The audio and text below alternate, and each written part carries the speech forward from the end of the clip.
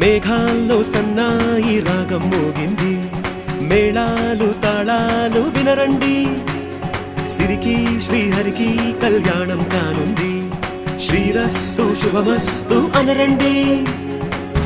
అచ్చ తెలుగింట్లో పెళ్లికి అర్థం చెప్పారంటూ, మెచ్చదగు ముచ్చట ఇది అని సాక్ష్యం చెబుతామంటూ, జనులంతా జై కొట్టేలా జరిపిస్తామండి.